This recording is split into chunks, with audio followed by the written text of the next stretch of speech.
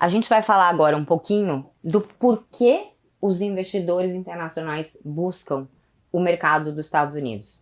Primeiro que eu acho que assim, eu não preciso dizer quão importante é a gente ter uma diversificação de patrimônio. O Haddad outro dia estava fazendo uma palestra e ele disse que se não fosse a diversificação patrimonial de países como, por exemplo, o Chile, sociedades inteiras teriam acabado.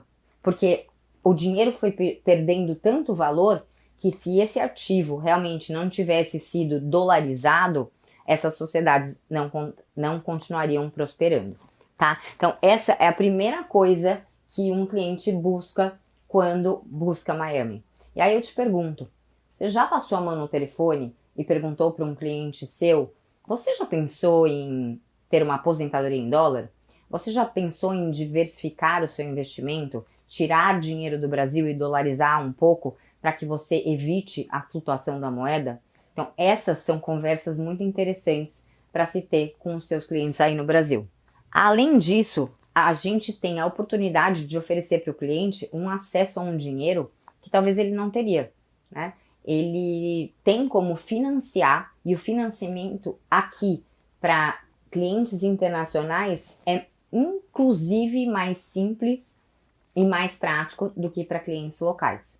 Novas empresas, bancos, tecnologias, a área médica, nós somos o maior turismo médico na área de operações cerebrais e também na área de oftalmologia.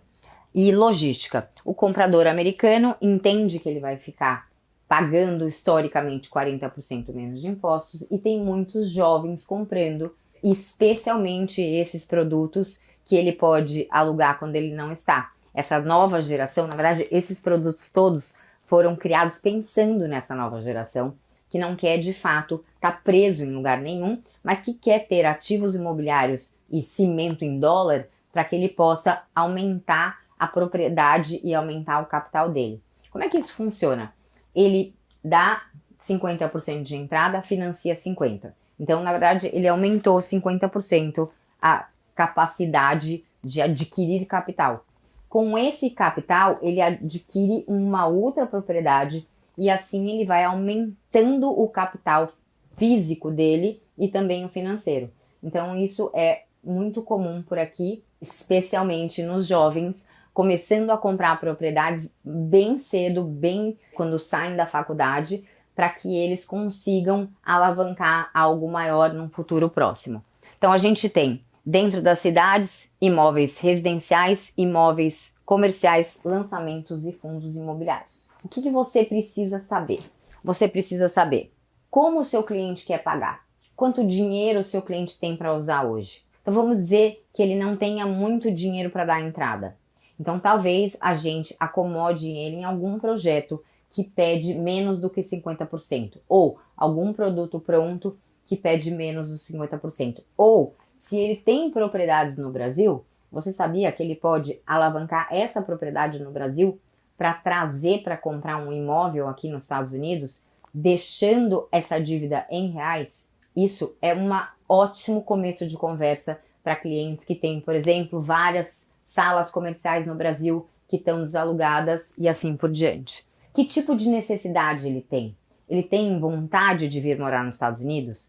Ou ele tem vontade de mandar os filhos virem morar nos Estados Unidos? Você sabia, como eu já comentei, quem é residente na Flórida, as nossas faculdades hoje são, acho que número 30 no mundo, e uma das 10 melhores em questão de custo-benefício. E se você é residente da Flórida, você tem ainda algo em torno de 30% de desconto. Então, isso às vezes faz muita diferença para um pai que quer mandar os filhos para morarem aqui. A gente tem um estilo de vida diferente, tamanhos de unidades diferentes e acaba agradando um número maior de clientes. Agora a gente vai entender um pouquinho o que são esses imóveis residenciais. São casas, são apartamentos, são condotéis. E dentro de cada especificidade de imóvel, a gente consegue rodar esses comparáveis. Então, novamente, a gente entra dentro do nosso sistema e puxa, por quanto um imóvel está sendo alugado hoje? Por quanto tempo ele fica alugado? Então, a gente tem muita informação dentro do nosso sistema para facilitar a tomada de decisão desse seu cliente. Vamos imaginar que seu cliente olhou um apartamento que é um lançamento, ou vamos imaginar que ele olhou um apartamento que é um produto pronto. Da mesma forma, quando o cliente decide por aquele imóvel, nós corretores emitimos um documento que é um documento de oferta. Esse documento de oferta normalmente vai acompanhado com um depósito de boa-fé. O que significa essa oferta? Significa que se o outro lado aceitar, você tem que fazer o depósito desse depósito de boa-fé, mas durante o período de cada contrato, você pode cancelar esse contrato. Então vamos falar sobre lançamentos. O seu cliente fez uma oferta, a oferta foi aceita. Se ele não mandar esse depósito de boa-fé, essa oferta é cancelada.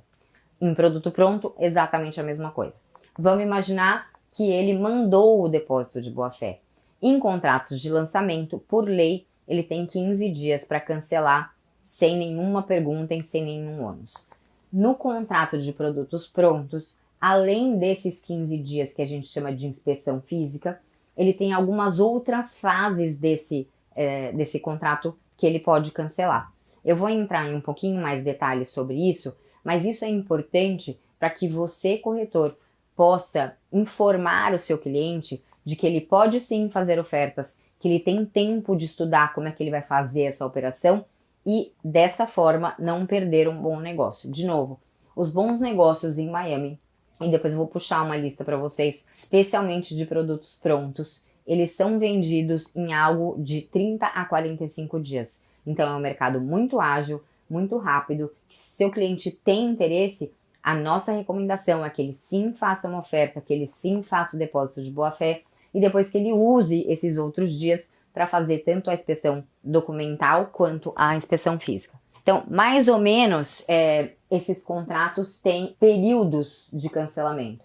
Então, por exemplo, num contrato, em um produto pronto, ele pode, inclusive, cancelar lá na frente, se por acaso ele mencionou nesse contrato que ele teria uma contingência de financiamento, tá? Então, isso é bastante comum aqui na cidade. O cliente escreve que se o financiamento dele, por alguma razão, não for aprovado, ele não tem que se comprometer em continuar com o contrato. Então, tem muitas formas da gente fazer isso. Os fundos de imóvel. Por que eu vou entrar um pouquinho nisso, até para dar um pouquinho mais de ideia para vocês? Especialmente no Brasil, hoje, a gente vê clientes com tickets menores, ou clientes que ainda não acreditam nesse mercado. E falam, eu queria investir, mas eu não queria investir 500 mil dólares, que na verdade é um ticket mínimo hoje para um bom investimento em Miami. Qualquer coisa menos que isso, realmente, a gente de fato não considera como uma coisa boa para um cliente, especialmente um cliente que está entrando no mercado. Mas o que a gente tem? A gente tem a opção de oferecer para esse cliente fundos imobiliários, onde ele compra pequenas partes de um fundo de imóveis específicos e ele vai receber o retorno do investimento dele dependendo daquele contrato ou daquele grupo de ações dentro desse fundo. Então isso também é uma ótima opção para clientes talvez que tenham uma visão um pouco mais financeira do mercado e que não queiram de fato ficar com um ativo imobilizado durante muito tempo, tá? Existem riscos e retornos, obviamente, e esses contratos, eles têm muito bem estipulado o momento de entrada e o momento de saída. Depois a gente tem os comerciais e os imóveis comerciais funcionam de uma forma um pouco diferente porque não é uma oferta, é uma carta de intenção, LOI, Letter of Intention. Nessa LOI, junto com o depósito de boa-fé, o cliente ainda tem que enviar uma prova de fundos, ou seja, ele tem que ter os fundos suficientes para dar entrada naquele imóvel, ou do contrário, em imóveis comerciais, a oferta dele não vai ser aceita.